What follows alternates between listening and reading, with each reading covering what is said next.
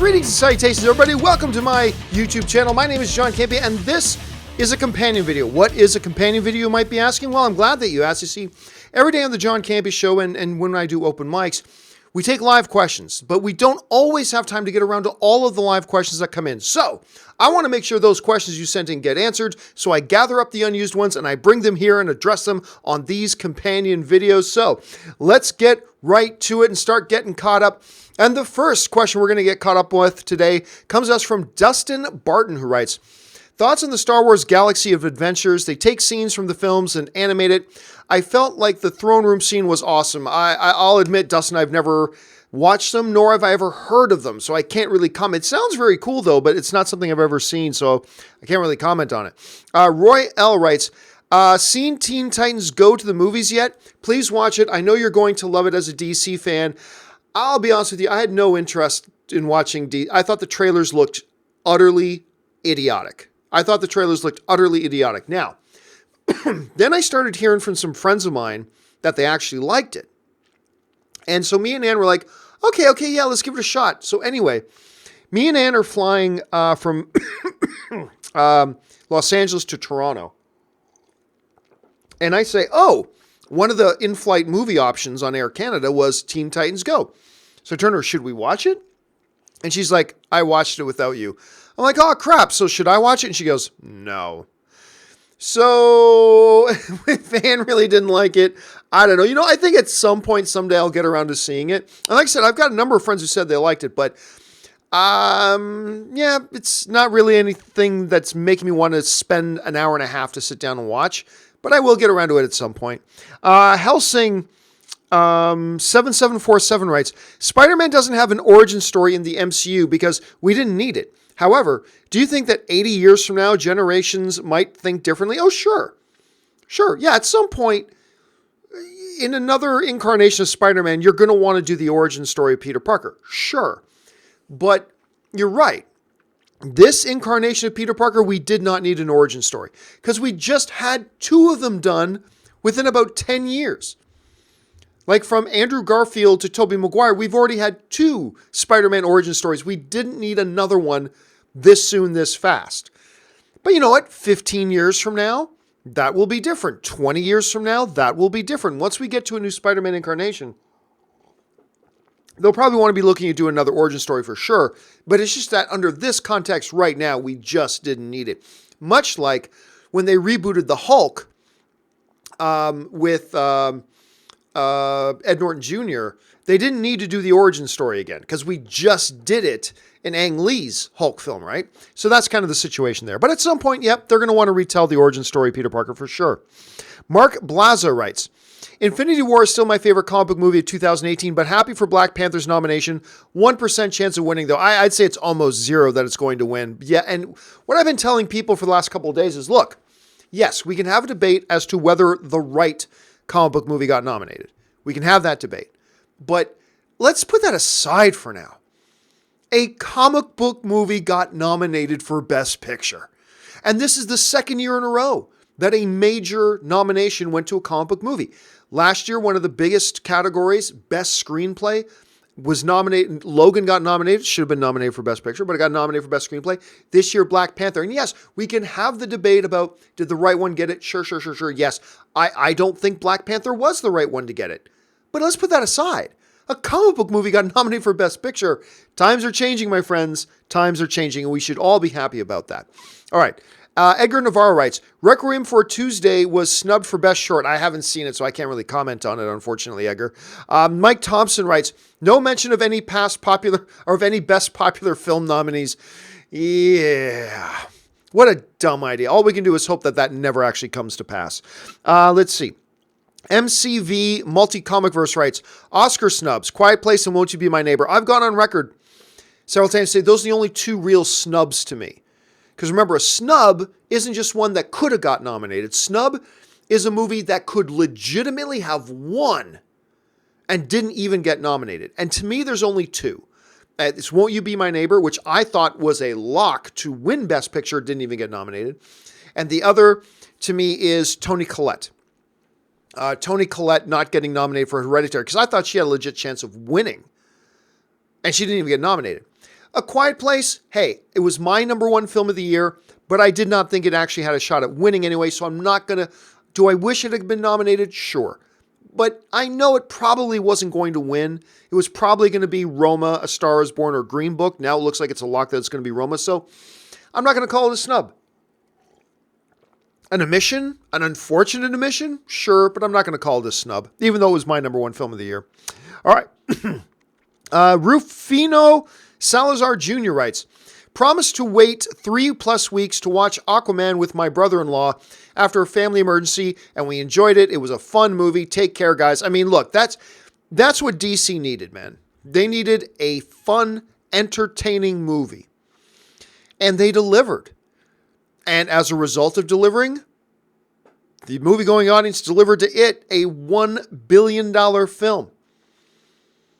I mean, I never thought it would even get to 800 million. Now, I always said it's going to be successful. So it'll make 500 million and it'll be successful. But I never thought it would get 800 million, and I never dreamed it would hit 1 billion. And here we are. I mean, yeah, it's a good, fun, entertaining movie. It's certainly a step in the right direction for the DC universe, and we'll see if they can follow that up with Shazam. And so far, Shazam is looking pretty damn good. All right. Boy Shao Sang writes, have you heard of Henry Cavill and Alexandra Daddario's movie Nomis? Or I don't even know how it's pronounced, Nomis or Nomis, whatever. A sneak peek of it was released, and I think you mean no one, knows of it. I shipped these two, by the way. First of all, Alexandra Daddario is fabulous. I love her, and she's gorgeous and beautiful, but she's super talented too. And everybody knows that I love Henry Cavill. He's my favorite all-time Superman, blah, blah, blah, blah, blah. It's an interesting looking thing. It's also got, by the way, probably the best actor out of anybody in the movie is Stanley Tucci. So Stanley Tucci's in the movie too. And a lot of people are talking about that. So it's an interesting looking film. This was a film that was supposed to come out in 2018. And then it gets shoveled around, and I don't know if it looks all that good. It's an interesting premise. I certainly love the cast, but I don't think this is a movie whose studio believes in it very much. So I don't know. Let's wait and see. Maybe it'll end up being Best Picture of the Year. You never know. Let's see. Alan Gonzalez writes, how many previews in theaters is okay? I mean, that's a really good question. They have been adding more. Look, I like trailers in movies. I like going to the movies. To me, trailers are a part of the movie-going experience. So I like trailers in movies. But even I think there should be a limit. And it has been getting longer and longer. The nice thing, one of the many nice things about movie theaters in the United States getting out of the dark ages and catching up with the rest of the world and having pre-assigned seating at movie theaters, what that means now is I know there's going to be 20 minutes of trailers. I know there's going to be 20 minutes of trailers. So when that thing says movie starts at 7:30, that's a lie. The movie ain't going to start at 7:30. The trailers are going to start at 7:30. That means I don't have to rush.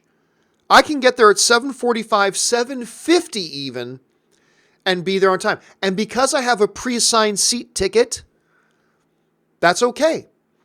See, before we had pre-assigned seating, it's like, it didn't matter if there's 25 minutes of trailers, 20 minutes of trailers, half-hour commercials. It didn't matter.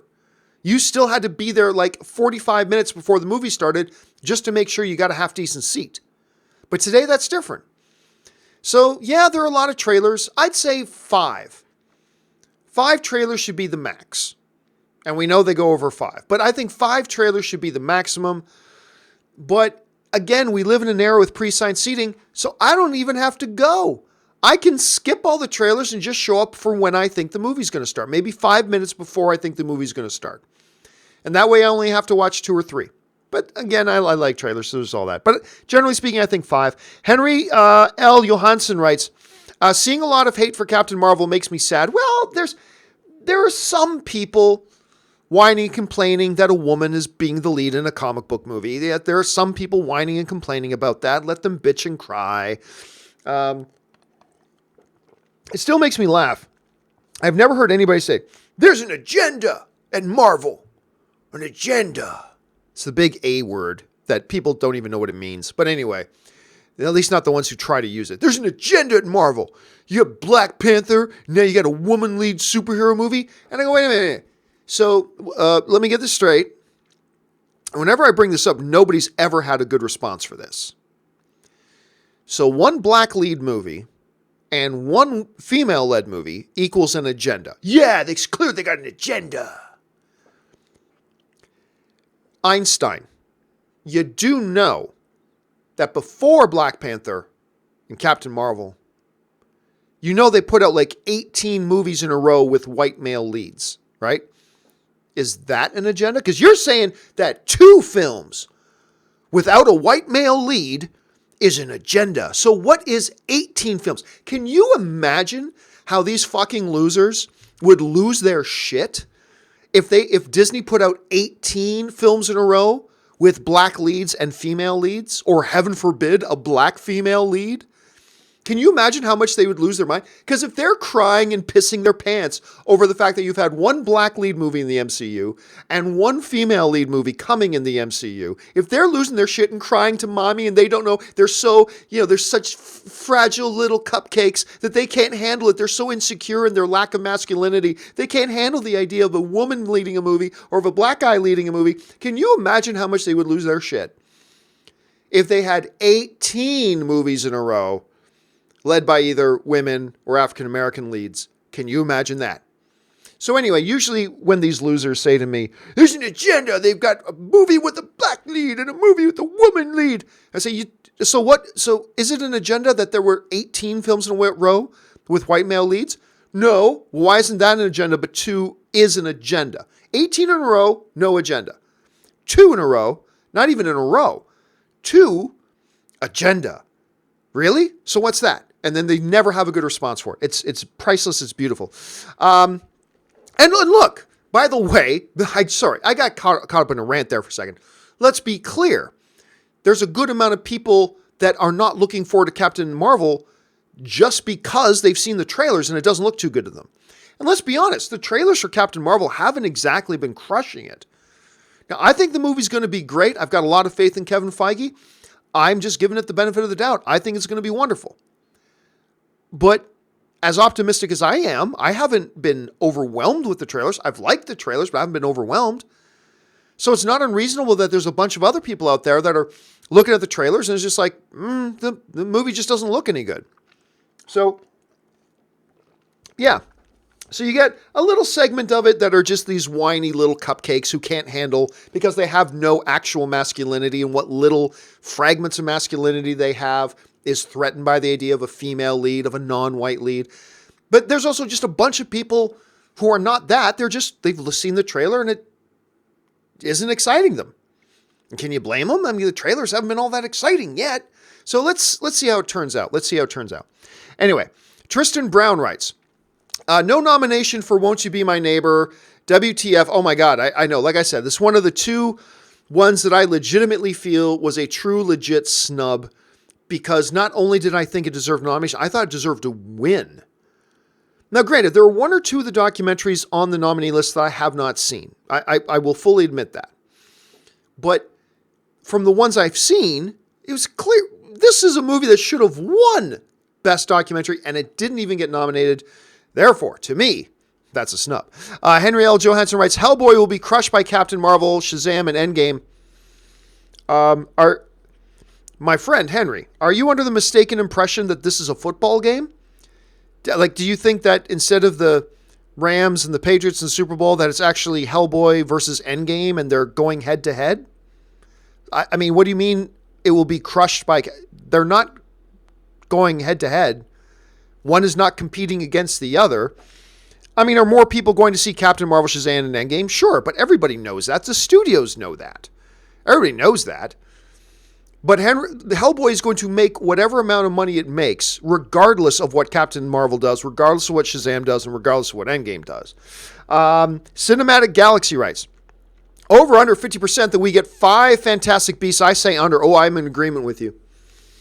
Unless they really turn it around with this third one. And by the way, I like Fantastic Beasts, The Crimes of Grindelwald. I like that movie. And I saw it with like the biggest Harry Potter fanatic I know in Cody Miller. the Olympic swimmer. I saw it with him, and he really liked it, and I really liked it. But we both came out of the movie going, but I think it's going to be divisive. I think there are going to be people who don't like this film, but we liked it and whatever. But look, the reality is it is dividing the Harry Potter fan base a little bit, and it's not good to meander in that. So unless something really significant happens in the third film, and I do believe they're going to make the third film, I don't see them making it to 5. I don't see them making... I mean, I think there might be a legitimate question mark as to whether we get 4. And I think there's even a little bit of doubt that we're going to get 3. Like, I think we're going to get 3, but I don't think that's a lock. I think there's a tiny little doubt we get 3. So, yeah, unless they turn things around quick, I agree. I'm going to take the under 50% on that. Okay, Aunt Banks writes... I'm from St. Louis, so I'd rather watch paint dry for 3 hours than watch the LA Rams 2 years removed from leaving my city in the Patriots and Super Bowl. Oh, come on, man. I mean, I get it. That would be tough. Watching a team that was your hometown team and they uprooted and left, watching them in the Super Bowl. I get it. My first reaction is say, come on, Aunt Banks, that's not be a football fan. And a football, but yeah, I mean... Because this is different than just like 2 teams you hate. Because even if it's 2 teams I hate in the Super Bowl, I'm going to watch the Super Bowl. But if it was a team that just uprooted, packed bags, and left my town, yeah, maybe I can't blame you for that, Aunt Banks. I'm thinking maybe I can't blame you. Yeah, that would be kind of rough. That would be tough. Murray Reich writes, why is Arrow still so focused on the Diaz character? Even after season 6, he's still there in season 7. Also, is this flash forward thing annoying you? I haven't started watching since the mid-season break. I watched everything up to the mid-season break, and I got to say, I've been enjoying it. Diaz, I don't mind them carrying over a villain from one season to another season if the villain was good. I think Diaz is a good villain. So I certainly don't mind. I don't think you have to follow the formula. One season, one villain. Next season, next villain. And that's fine if you do, but I don't think you have to do that. So I'm okay with it, but I will say this. While I have been appreciating Arrow more this year than in previous years, I agree, the flash forward thing's getting annoying. I'm not into the storyline there at all. I mean, they couldn't do the flashbacks anymore because the shows ran longer than they thought it was going to run, and they've caught up to modern day. But I agree with you, the flash forward thing, even though I'm liking the show more now, the flash forward thing's annoying me. Alex Bose writes, one, Batman Beyond with Keaton. Elseworld, you interested? Not even a little bit. I've addressed it 1,000 times. Not interested in that at all. Mike Zambrano writes, I think we should be concerned that 7% of the voters thought Aquaman was the best comic book movie this year. Just kidding, but seriously, like the new set, congratulations. Thank you so much, Mike. Yeah, so what Mike is referring to is I held a poll. I said, what was the best comic book movie of the year?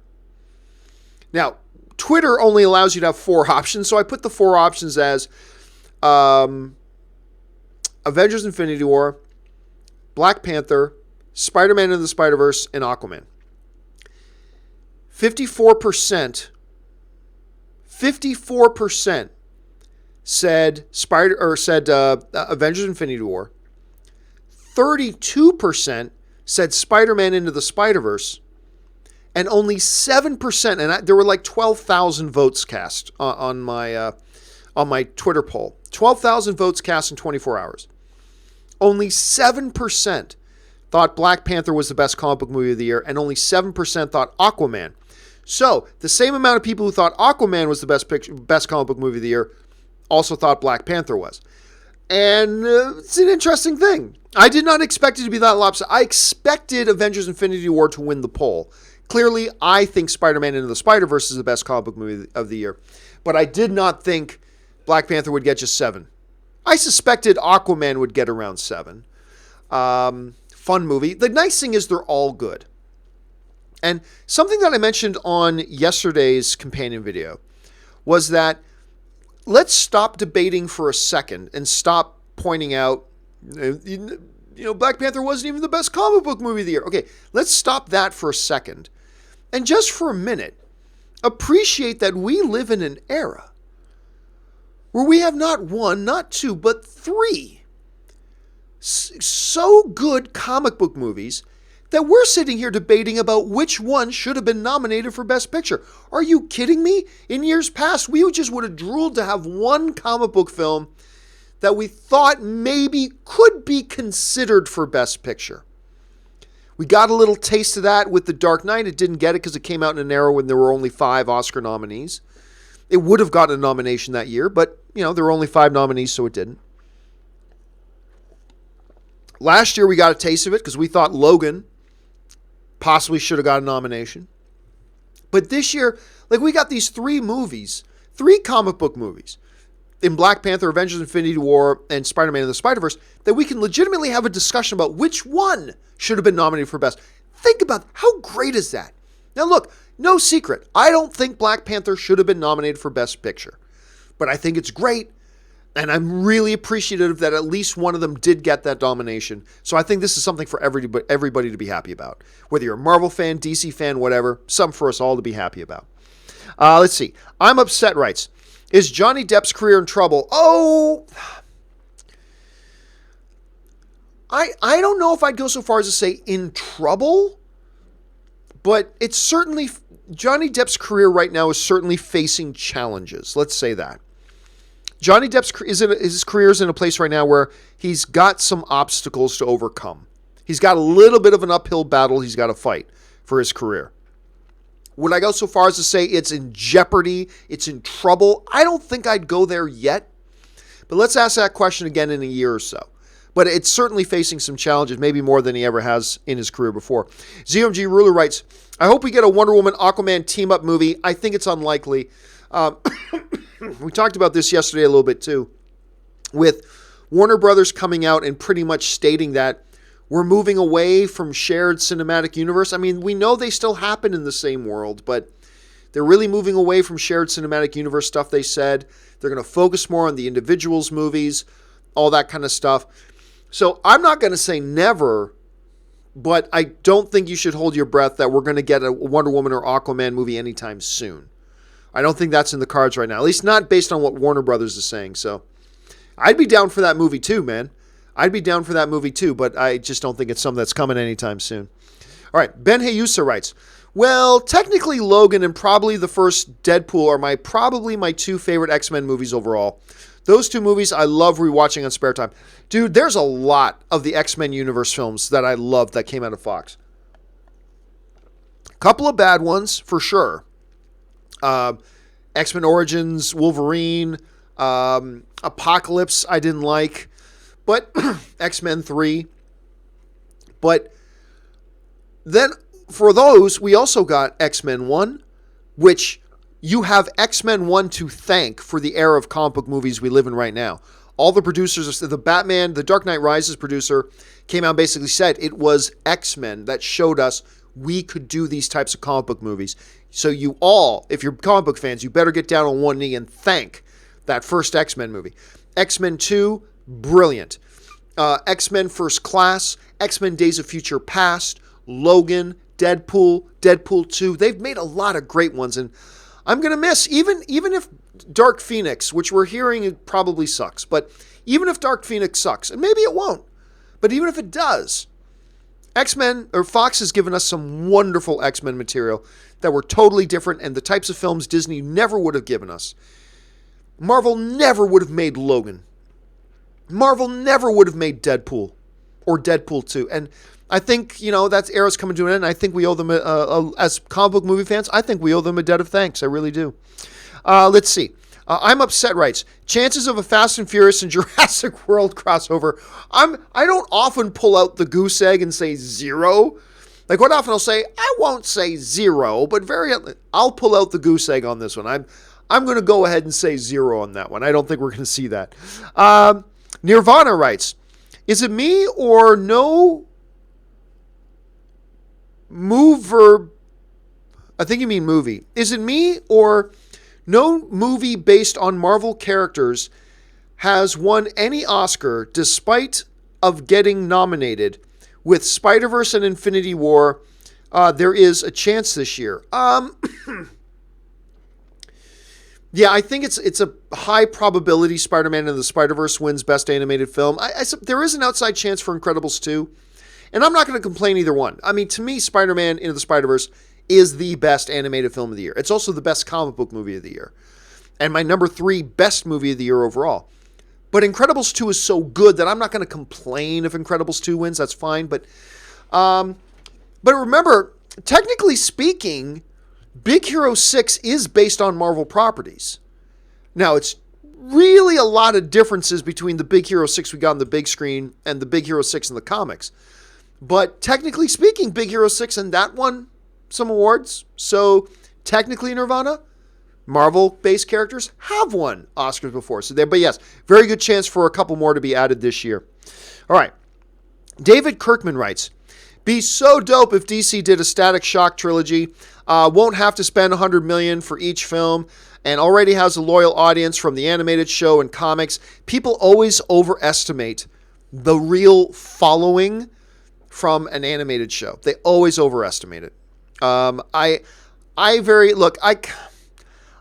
want a Static Shock movie about as much as I want a Hawkeye movie, about as much as I want a Black Widow movie, which is not very much. And it would be a tough one to pull off. But I will say this. It'll be easier to pull off a Static Shock movie. Still difficult today, but easier than it would have been, say, 5 years ago. Because 5 years ago, we were still in a thing like, you got to put out properties generally people know. But then Guardians of the Galaxy came. And then Venom came. And that is changing. I still think most people have no even sweet clue about who Static Shock is. And I'll be honest with you, I'm not that big on him. But but the atmosphere today is more friendly, I believe, for maybe something like that happening. So I've been asked about Static Shock for years, and I've often said, nope, it would bomb, it would be a total flop, no, don't blah, blah, blah, blah. But you know what? The environment's changed. And while if I was a studio exec, I still don't pull the trigger on it. But others might. Because it's a different movie-going environment today than it was years ago. And I still don't think it's going to happen. But it's certainly more likely to happen today than before. So if you are a fan of Static Shock, keep that candle lit, man. Because I think we're moving into movies now. There are certain movies coming out that might suggest that, hey, maybe a film like Static Shock would be worth taking a shot at. So who knows, man? I'm certainly not as certain about it before as I used to be. That's for certain. All right. Rami J. Royster writes, I watched a sci-fi 1950s B-movie double feature. It conquered the world and Frankenstein meets the space monster. Cheesy films, but I do believe I've seen Frankenstein meets the space monster if I'm thinking of the right one. I don't believe I've seen it conquer the world. But dude, every once in a while, it is awfully fun to sit down and watch some of those 50 sci-fi movies.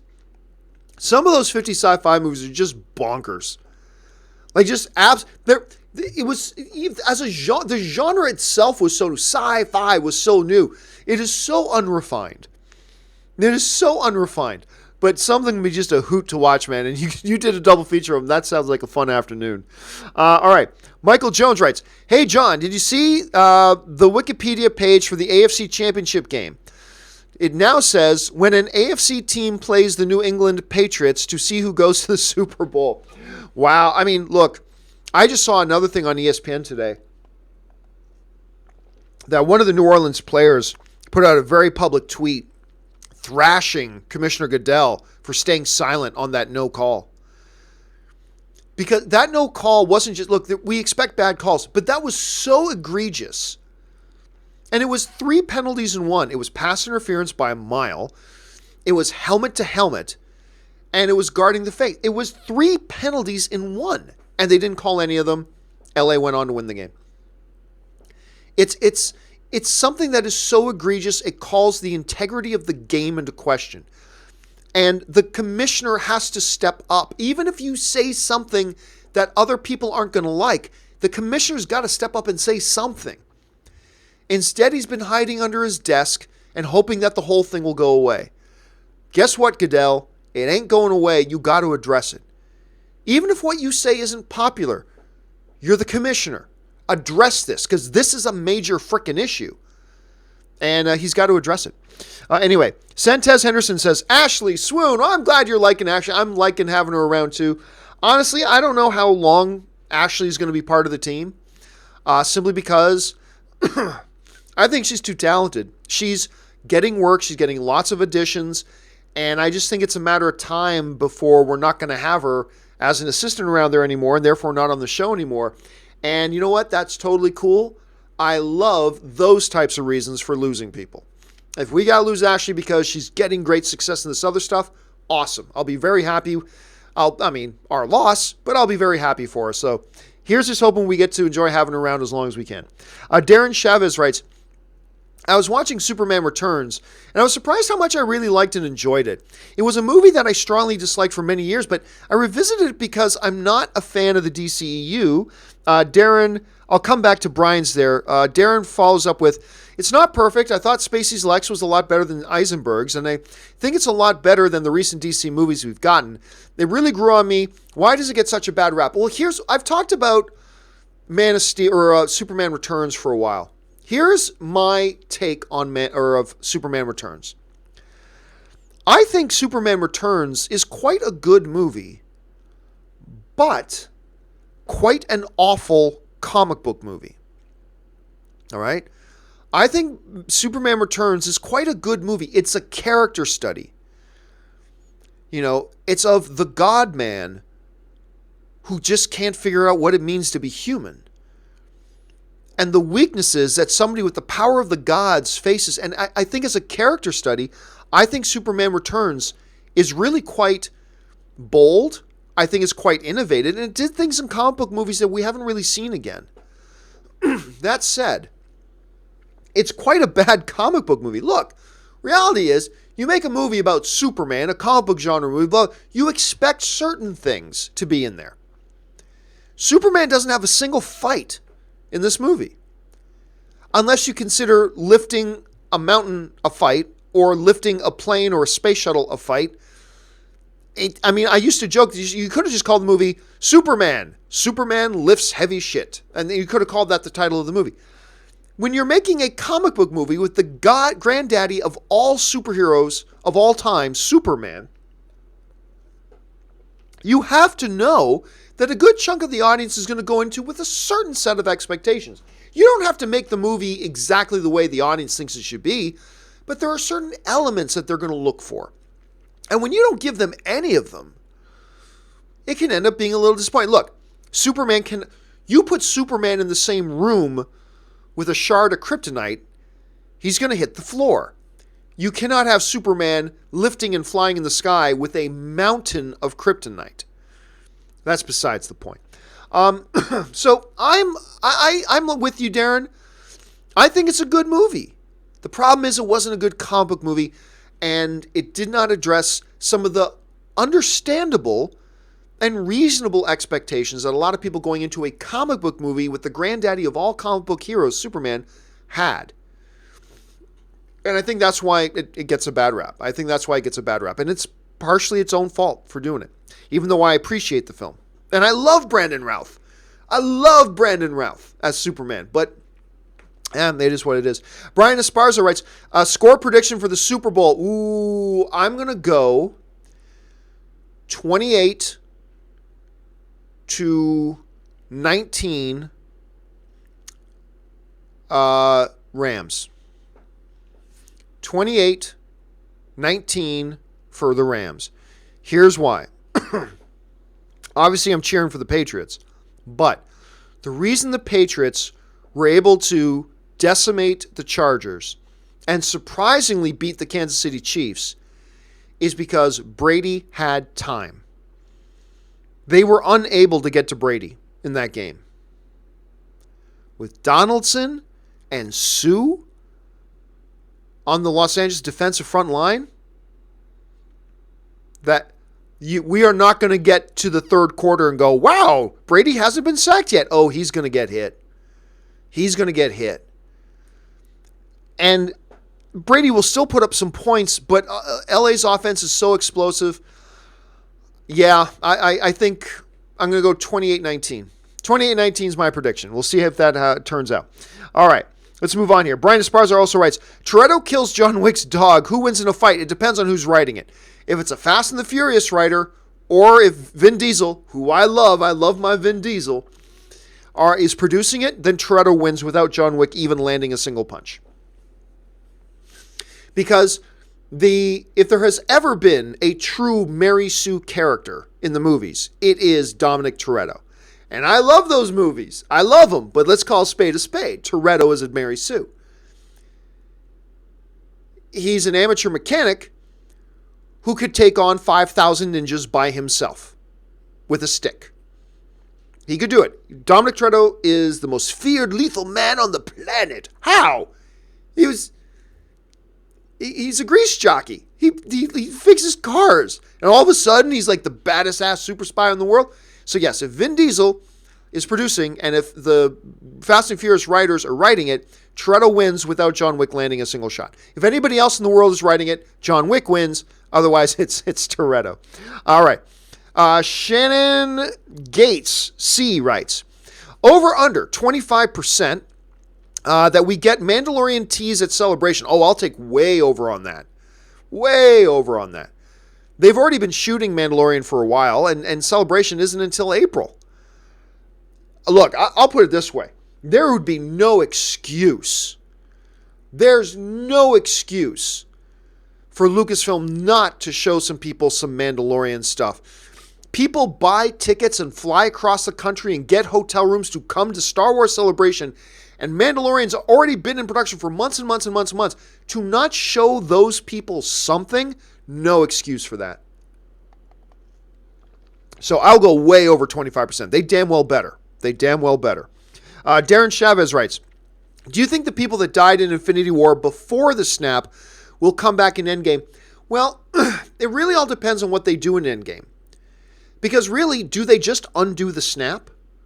Well, if they just undo the snap, then no, those people don't come back. But as a lot of people, including Robert Meyer Burnett, believe, they're not just going to undo the snap. They're going to change reality. They're going to be that the MCU is moving forward with a completely reset reality. And if they're doing that, then there basically are no rules. You can bring back Gamora, and we all know they're bringing Gamora back, and she died before the snap. They can bring back Vision, who died before the snap. And by the way, they've already said they're doing a Vision and Scarlet Witch show, and it's not going to be a prequel, so we already know they're bringing back Vision. And he wasn't one of the snap victims, so yeah, which ones, how many of them, how they're going to do it, not sure. But yeah, I do believe that people who died before the snap are coming back in Endgame, or at least by the end of Endgame. Royce, in one form or another.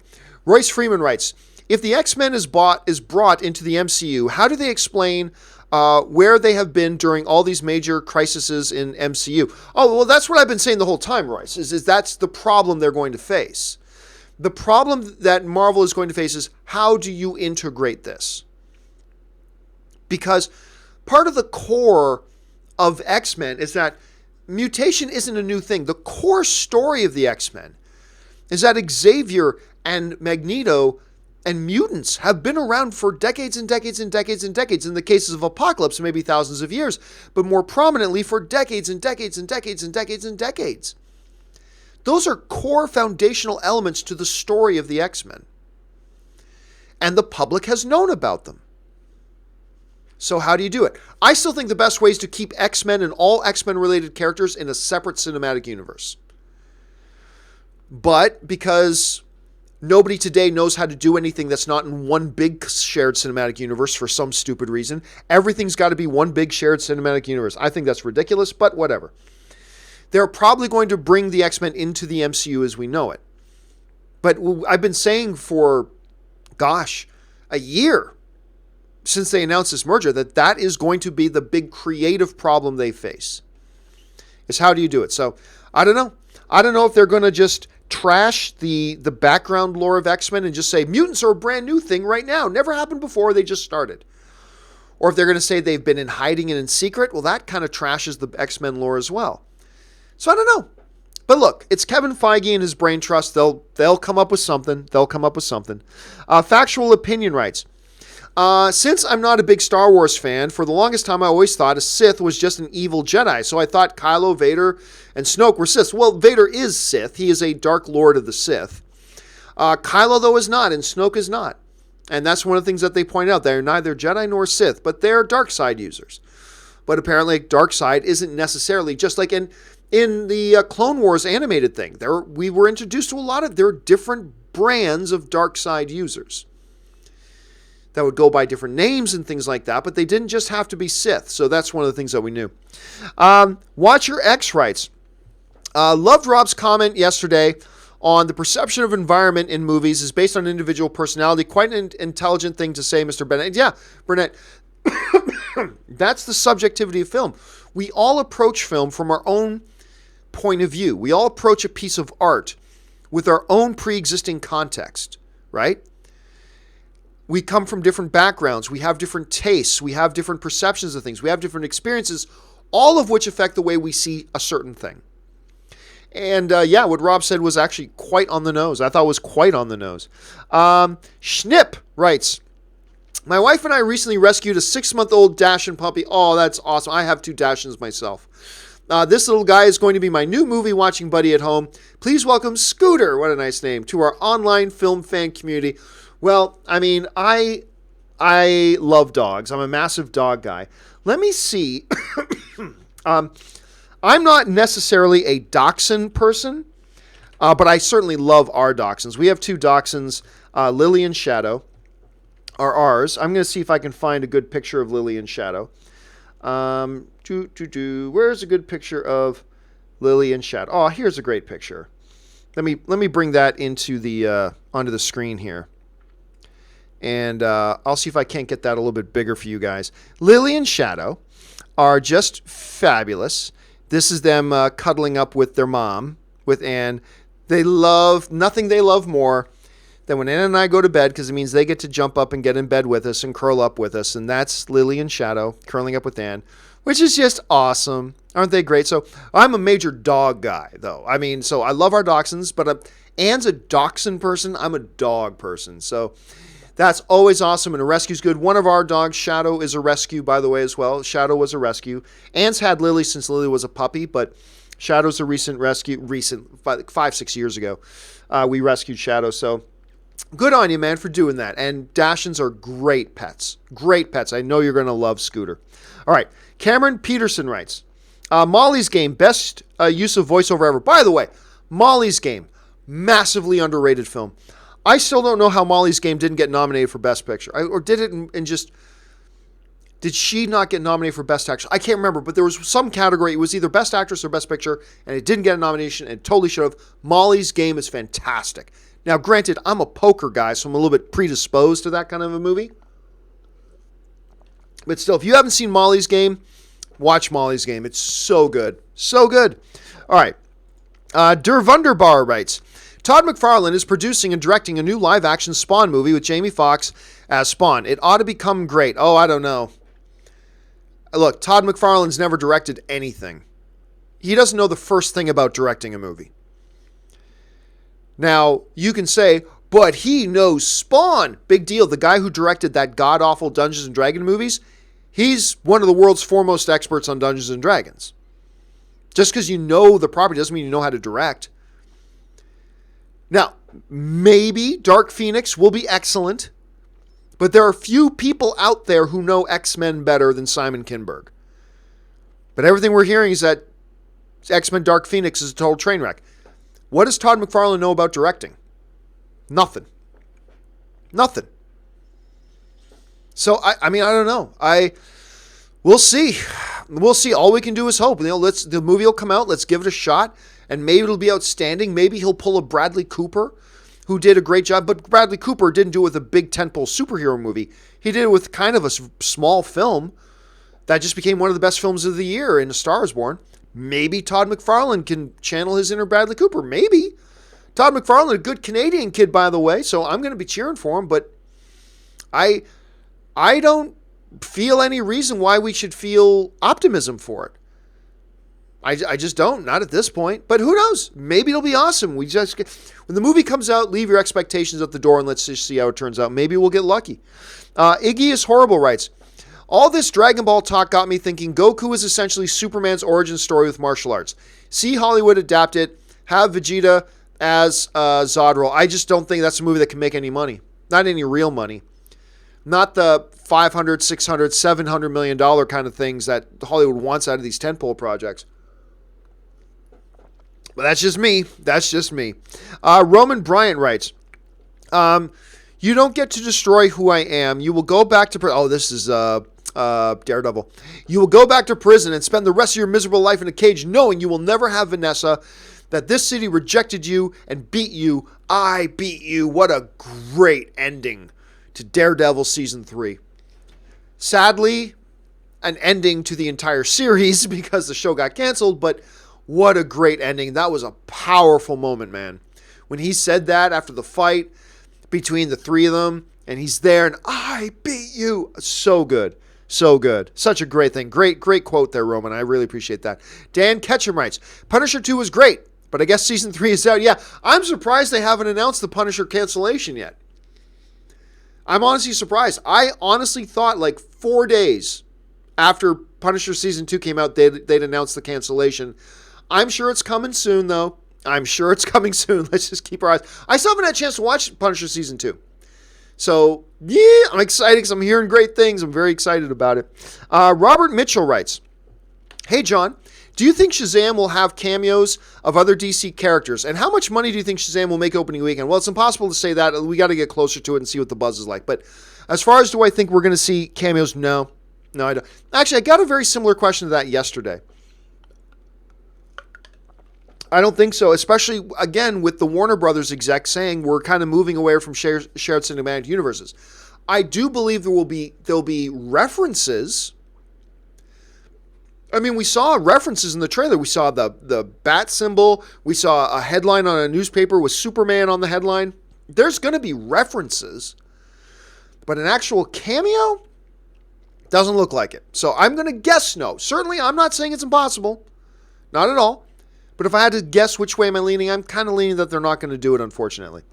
But maybe that's for the best. No cameos in Aquaman, and Aquaman turned out great. No cameos in Wonder Woman. Wonder Woman turned out great. So, yeah, maybe let's just see how Shazam does. Give him that breathing room. All right, Josh DeRose writes, while binging Punisher, I also found your doppelganger, Josh Stewart.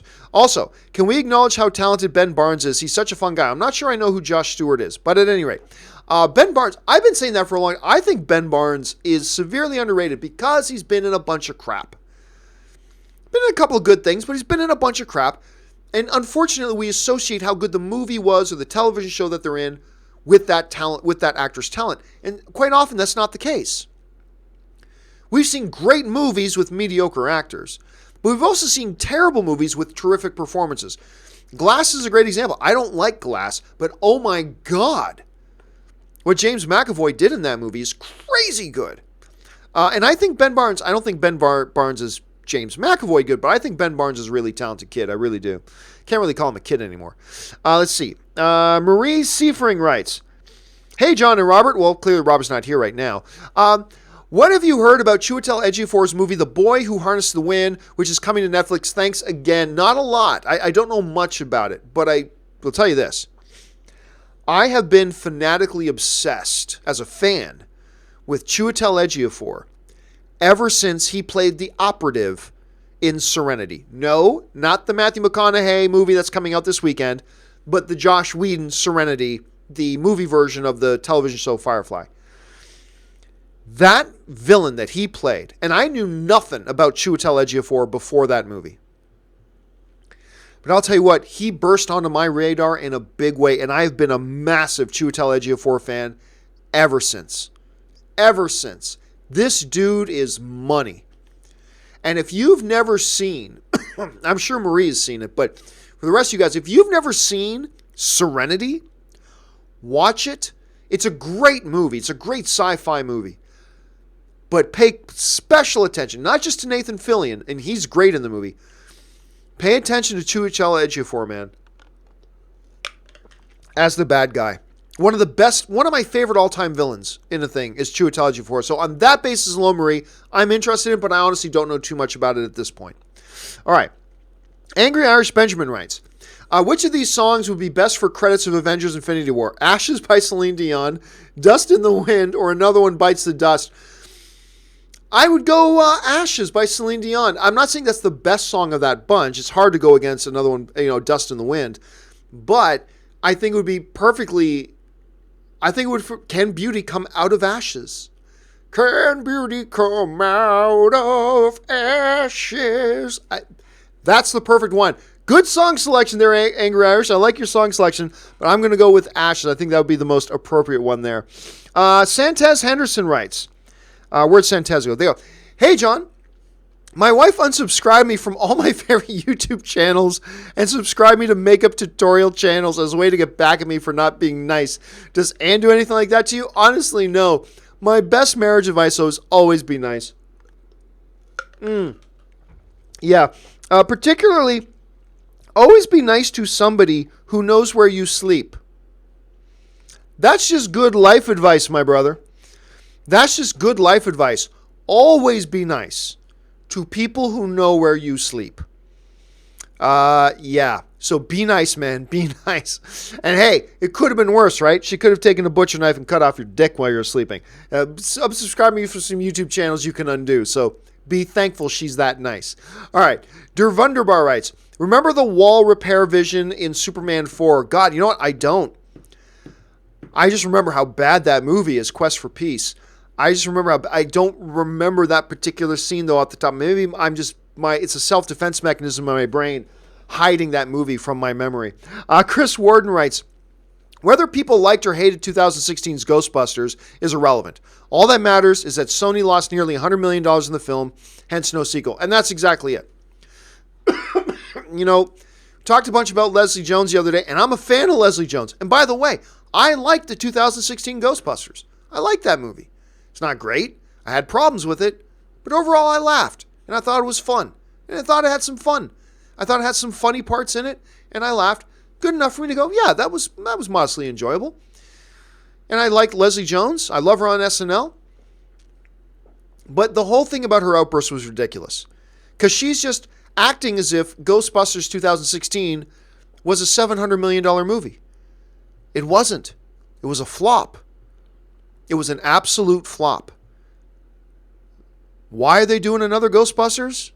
Because the one you were doing flopped.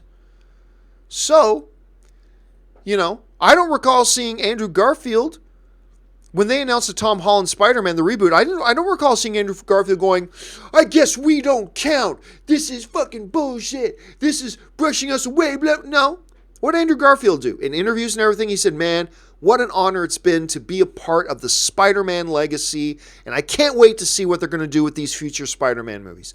That's what Andrew Garfield did. That's classy. And the thing that bothered me most about the Leslie Jones thing is that she's just pretending like the movie wasn't a huge flop. She kept pretending like it was other things that got them pulled. And it wasn't. I guarantee you, if 2016 Ghostbusters had made the movie studio $200 million in profit, I guarantee you there'd be another one in production today. It's a movie business. And they lost a lot of money. Of course their thing got pulled. But Ghostbusters is too valuable of an IP, so you got to do something. So they're going to go back to the original. Bring in a legacy like Jason Reitman, whose dad created the original Ghostbusters stuff. It's a good fit. It's a smart move. You just need to be more classy about it, and she wasn't, unfortunately. Anyway, Sam writes, hey, all. Loved you on The Flash, Aaron. I'm sure, obviously, you sent that in today on the John Campus show. I should say yesterday on the John Campus show, I had my dear friend, Erin Cummings, who is a busy working actress in Hollywood. She's been in tons of shows, and I'm sure you know, including she was the main villain of episode 2 this season of The Flash. She's Block in Flash, and I love her. She's great, and she was on the show yesterday, and she did a great job. So thank you for sending that in, Sam. I'm sure she'll appreciate that. Jordan Marshall writes, hey, John. I think my biggest problem with Spider-Man is the fact that it is 4 villains, and we've seen in the past too many Spider-Man villains just doesn't work, i.e. Spider-Man 3. No, the movie doesn't have 4 villains. It doesn't. Any more than, did Avengers Infinity War have 6 villains? Well, yeah, it did. You had Red Skull, you had Thanos, and you had the Black Order, the 4 people in the Black Order. You had 6 villains. Oh, you had 7 villains if you count the Space Dogs, as Rocket referred to them. You had tons more villains, but really we know the movie had one villain, and that was, of course, Thanos.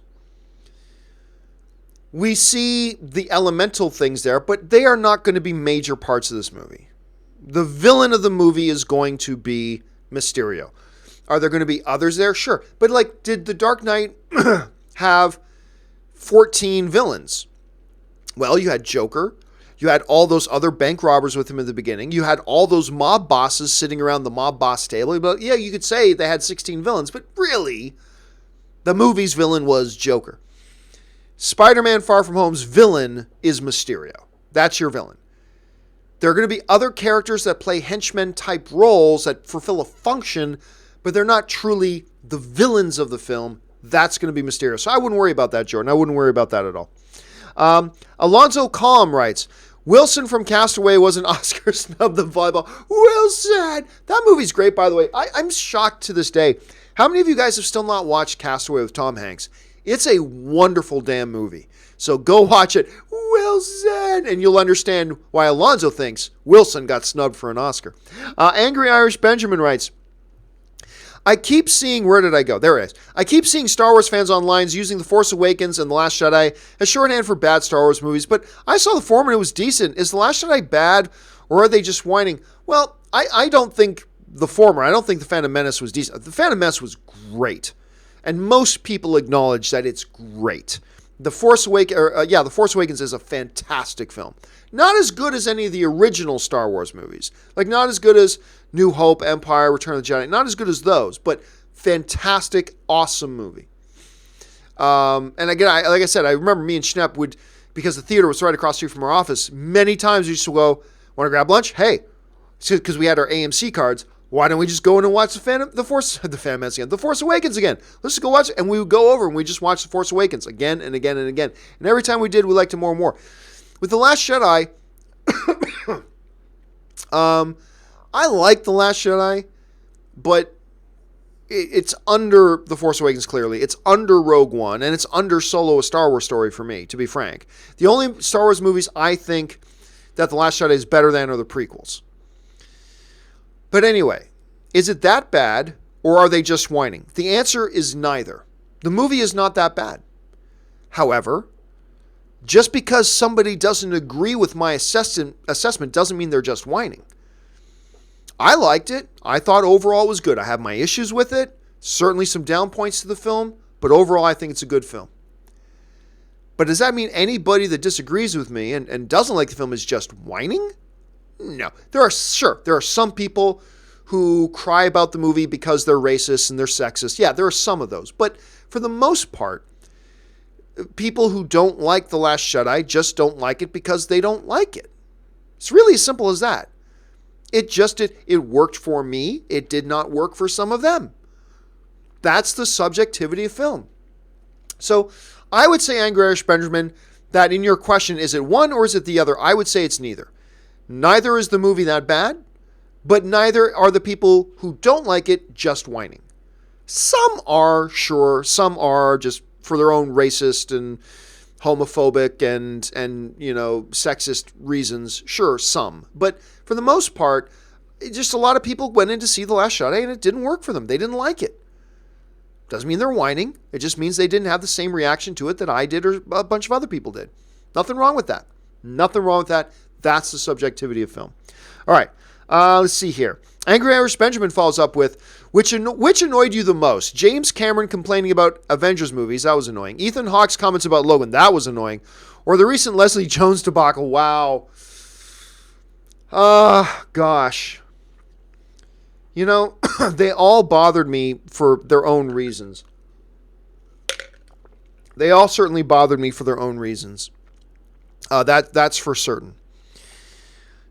I guess I got to say the Leslie Jones thing. I think I got to say the Leslie Jones thing because you were given a great gift to be a part of this incredible IP, Ghostbusters. You did not earn it. I mean, you worked hard, you earned to have your career. But when you're somebody who gets given a gift like that, whether it's Robert Downey Jr. getting the gift of being able to play Iron Man. Whether it was Hugh Jackman, who was given that gift to play Wolverine. Yes, you work hard to get your career, to get into certain places to succeed, but then you get given something so special, like to be a part of the Ghostbusters universe. And to have a studio like Sony roll the dice and take a bet on you and roll the dice and try something really out of the box, like scrapping the Ghostbusters timeline and rebooting it all with all-female cast. Kudos to Sony for trying that. And they tried, and you got given that great gift. For you to then spit in their faces, the people and the company that took that chance for you, that invested hundreds of millions of dollars when it was all said and done between marketing and whatever, who took a chance on you and took a chance on this new direction for Ghostbusters, and they lost a ton of money and it flopped, so they decided to change directions again. For you to spit in their face, I think shows a real lack of character. And again, that's hard for me to say because I'm a fan of Leslie Jones. And again, I don't know if I would have been as upset if it was from somebody that I just didn't give a shit about. But I'm a fan of Leslie Jones, and it just bothers me even more when it's somebody I respect. And I respect Leslie Jones and the crap that she took from people. But yeah, I think that's the one that probably bothered me the most. That's probably the one that bothered me the most. Jacob Hirich writes, did you see Ben is Back? Oh, that's the Julia Roberts movie. Yeah. I'm shocked it didn't get any attention this award season. Lucas Hedges is my new favorite actor. And I thought Julia was great in it as well. Lucas was certainly wonderful. I think it's a good little film. I mean, it's just me. Probably just me, but I didn't watch it and think Oscar winner. I thought it was a good, solid movie that I enjoyed quite a bit. Showed some great range from the performers in it, all that kind of stuff. Kid in trouble, what do you do? Your kid, but your kid's a troubled kid in the history. And it's a good movie. But I'll be honest with you, I wasn't surprised not to see, not compared to the other films that are there. So I like it. And by the way, guys, listen to Jacob. If you haven't had a chance to check out Ben is Back with Julia Roberts, check it out. It's a strong movie. It's really quite good. Terry Jackson Chubbuck writes, big fan since the Ben Affleck announcement back in 2013. Thank you so much, man. What's the proudest moment you have ever had in the industry? Wow. Proudest moment I've ever had in the industry. There are a few that come to mind, all of which you guys know about. One of the best surprise one was going into interview, and I mentioned a little bit earlier, I love Vin Diesel, but I went in to interview Vin Diesel for, I think it was for Guardians of the Galaxy. And he goes, hey, John. And I just thought, because they announced me when I came in, I thought that's why he said, hey, John. I didn't realize he knew who I was. And I have this video up on my YouTube channel, but I asked him the first question, and he starts to answer, but then goes, by the way, guys, let me talk about how great this guy is. And he just started talking about me and my show and all this kind of stuff. And I was floored and giddy and all, because I'm a big Vin Diesel fan, and I was just floored by all that. That was certainly a big highlight for me. Getting to be the moderator for the Avengers Age of Ultron press conference, that was a huge thrill for me. I'm up there at a table with all the Avengers, with Joss Whedon, Robert Downey Jr., Chris Hemsworth, Chris Evans. We've got, Scarlett Johansson is sitting right beside me. And getting to do that was cool.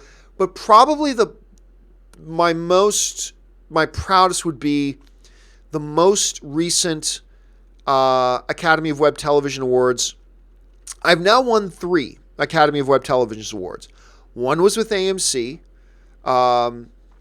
Actually, they were both with AMC, yeah. So I won Best News Series for the show I created, Movie Talk. I won Best Live Series for Movie Talk.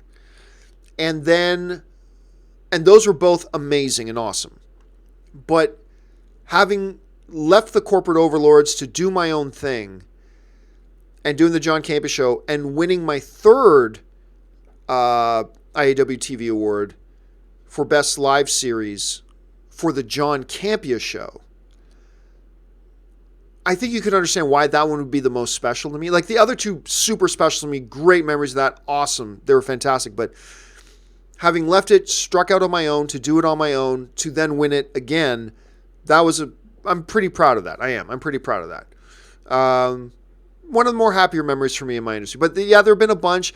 The time we had Chris Pratt, Kevin Feige, and James Gunn come into studio to do a full Q&A about Guardians of the Galaxy before it came out, that was big. But yeah, I think the most recent IAW TV award was probably the top one for me. Top one for me. Anyway, let's see. Karen X writes, from Ottawa, I love Ottawa. From Ottawa, here we got just 9 inches of snow. Gonna do some four-wheeling. If you were here, would you do snowmobiling or four-wheeling? Does Aaron like winter? I used to do a lot of snowmobiling. And then on a snowmobiling trip, like me and my dad and my uncles used to go on these snowmobiling weekends. We'd go to a cottage somewhere and go snowmobiling. And one of my uncles hit a tree, shattered his leg, and he was never the same again. And my dad didn't let us snowmobile anymore after that. But honestly, I love four-wheeling even more. I love four-wheeling even more than snowmobiling through the snow. I love it. Whenever I go back to the camping ranch, I love taking out the four-wheelers across the ranch, and it's a lot of fun. So, and winter is my favorite time of the year, so I'm actually really jealous that you got 9 inches of snow, because I would love to have that. Darth Sidious writes, who did Erin play in The Flash? Erin was the main villain of episode 2 this season. She was Block, the one who could create like a block of air around you and suffocate out her enemies. That's what she played. And the script originally called for her to be killed, but they liked, I think, I'm speculating, I think they liked working with her so much, they, instead of having her die, the episode ends with her being taken away in an ambulance, which opens the door for them to bring her back sometime, which I hope they do. But that's who she played in Flash. Marie Seifring writes, hey, Aaron, Ashley, Ray, and Jonathan, love this show. Well, Marie, I'm here by myself right now, but I'll make sure I pass that along to them. I always appreciate when you guys give those folks shout-outs. The Doctor writes, pray for Salah, Bluebird, Forever, Cardiff City FC, Footballer FC, Nanette's missing since Monday. I have no idea what you just wrote there, Doctor. So, I mean, it sounds like somebody's missing, but I can't understand a thing of what you just wrote, my friend. Sorry about that, so I can't really comment. Let's see. SJ writes, have you watched The League on FX? Oh, I love The League. I love The League. I just think that movie is funny or that show is funny and hilarious. And, you know, it has to do with fantasy football, which for many years I played a lot of fantasy football. The League is an underrated masterpiece of a comedy. I think it's wonderful. I love that show. The Pop Culture Crotcheter writes, welcome to the show, Aaron. Well, I know Aaron had a great time. She was texting me all day yesterday after we did the show, saying how much she loved doing it, and we're definitely going to bring Aaron back. We will definitely bring Aaron back. It's actually nice because, you get somebody like me who's worked in this industry for a long time. Then you get somebody like Robert who's worked not in the journalism punditry industry, but in the actual film industry for a long time, to bring that perspective. That's great. To have somebody like Aaron, who's an actual working actress in Hollywood, to bring that different perspective too, I think that's wonderful. And I had a lot of fun with that. Again, she's a dear friend of mine, and I just love her to bits. All right. Epics00 writes, any thoughts on the seeming growing divide between critics and this again, such as on Rotten Tomatoes? There is no growing divide between critics and audiences. There is no growing divide between critics and audiences. I've heard this same nonsense back in the 90s. Oh, I never listen to critics, never like what I like. But that's all it is. Okay, just answer me this. Did fans like Infinity War? Yes. Did they? Well, so did the critics. They gave it 90+%. Did fans like Mission Impossible? Well, guess what? So did the critics. Did fans like Spider-Man Into the Spider-Verse? Well, guess what? So did the critics. Did fans like, I don't know, what's another one here we can bowl? Incredibles 2. Well, yes. Guess what? So did the critics. Did fans like Aquaman? Well, guess what? So did the critics. Did fans, I mean, you go on and on and on. But look, the subjective nature of film means that we are all going to see films differently. And so just by pure mathematics, that means in the law of averages, that there are going to be times that audiences like a film that critics don't, and vice versa. There are going to be times that critics like a film and audiences don't. What drives me nuts is that, and it's no different than it was 20 years ago. It's just that a lot of people don't remember it. And there wasn't Rotten Tomatoes around to point it out. But believe me, the conversations of, I never listen to the critics, they never like what I like, that's been around forever. It's been around forever. But it's hilarious that 40 films can come out that, yep, films critics and audiences liked, or critics did and audiences did, or let me rephrase that. You can have 40 films in a row where audiences and critics like a movie and where audiences and critics dislike a movie. But as soon as one comes out that audiences really didn't like and critics really did, they go, "Grow, there's a disconnect between critics and audience." No, there's not. Not for the most part, there's not. And there's certainly, it used to be worse, to be honest with you. It used to be worse. So let me just run down something, just for fun here. Let me just pull something up here. Let's see. Box office. I'm just going to go some of the biggest films of the year, okay? Some of the biggest films of the year. Oops, I'm on the wrong year. Let me go to the right year. Okay. Black Panther. Did audiences like it? Yes. Did critics like it? Yes. There you go. Avengers Infinity War. Did audience like it? Yes. Did critics like it? Yes. Incredibles 2. Did audiences like it? Yes. Did critics like it? Yes. Jurassic World Fallen Kingdom. Were critics divided on it? Yep. Were audiences divided on it? Yep. Deadpool 2. Did critics like it? Yep. Did audiences like it? Yep. Aquaman. Did critics like it? Yes. Did audiences like it? Yes. Okay, I'm through 6 films now. Going to keep going. Dr. Seuss the Grinch. I actually ended up liking Dr. Seuss the Grinch, but I think a bunch of people didn't. Grinch, Rotten Tomatoes. I think that's another one that was kind of mixed with both. Yeah. The mix divided. Critics divided, audiences divided. So there's the same result there. Okay, now I've gone through 7 films. We're 7 for 7. Let's keep going. Mission Impossible Fallout. That's 8. Critics liked it. Audiences liked it. Ant-Man and the Wasp. Critics liked it. Audience liked it. Venom. We just hit 1, folks. Took us 10 films, but we finally hit 1. Critics weren't all that big on it, but many critics were, including me, and a lot of audiences liked it. There you go. It only took us going through 10 films to finally find one where there was a difference of opinion between. But then let's look at the next few. Star is Born. Critics liked it. Audiences like it. There we go. Ralph Breaks the Internet. Critics liked it. Audiences liked it. A Quiet Place. Critics liked it. Audiences liked it. Crazy Rich Asians. Critics liked it. Audiences liked it. Hotel Transylvania. I honestly can't remember. I can't remember the Hotel Transylvania. Spider-Man and the Spider-Verse. Audiences liked it. Critics liked it. Halloween. Audiences liked it. Critics liked it. Mary Poppins Returns. I think the critics liked it more than the audience did. To be honest, I think that's one. Rotten. Hold a second. Let's see. Mary Poppins. Man, if I can just get my fingers to hit the right buttons. Mary Poppins.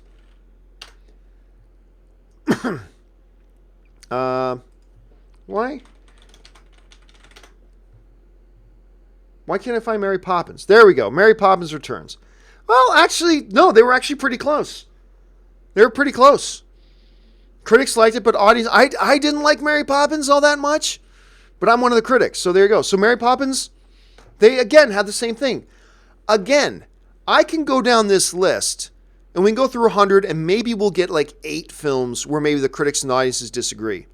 It is a giant myth that there's this huge disconnect. Oh, so critics hated Infinity War and audiences loved it. Well, no. Well, then where's this huge disconnect? I just went through 20 films, and we had 1 where there was a disconnect. 1 out of 20 that I just read. Where's the disconnect? I mean, the law of averages says we're going to get more than that. So, no, it's a myth. It's a myth people bring up to think they sound smart, I think.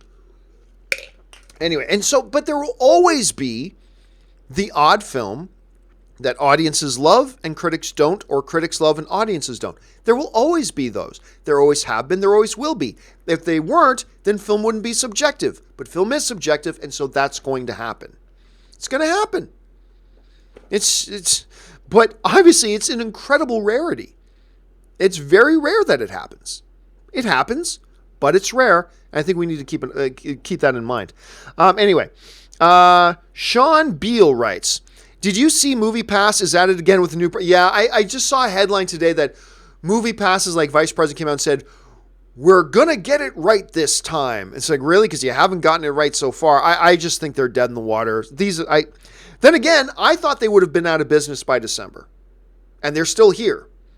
We're almost in February. And we're almost there. Hold on a second.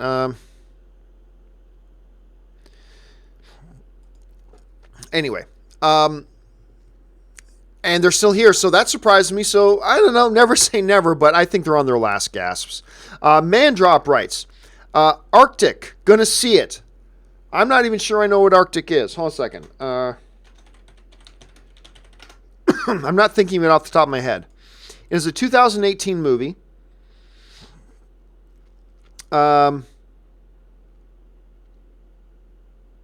don't know what Arctic is.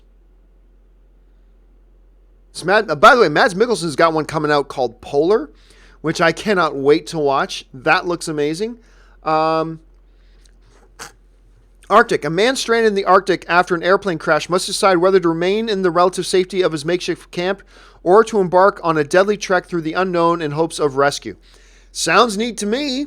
It's got Mads Mikkelsen. Sign me up. Sign me up. All right. And the final question today comes to us from 2nd Street Marvel, who writes, the ant saves Scott Lang from the quantum realm? God, I hope not.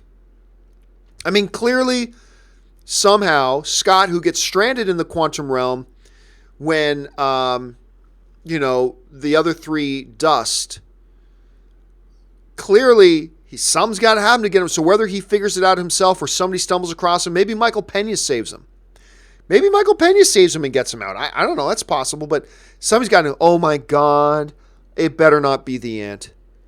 It better, I may very well get up and walk out of Endgame if they start this movie showing the ant coming along and saving Scott. The drum-playing ant coming along and saving Scott. I may very well get up and walk out of the movie if that happens.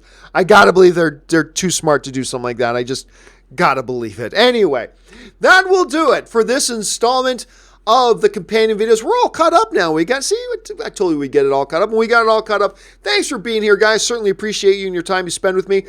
Don't forget, you guys, a little bit later today, if you are a Patreon supporter, first of all, thank you for being a Patreon supporter if you're a Patreon supporter. You're one of the reasons this channel can even exist. But if you're a Patreon member, don't forget the newest installment of our Patreon exclusive podcast with me, Robert, and Ashley called Best of the Week. New episode is going up later this afternoon. Keep your eyes and ears open for that. All right, guys, that'll do it for me. Thanks a lot for joining me. My name's John Campia, and until next time, bye-bye.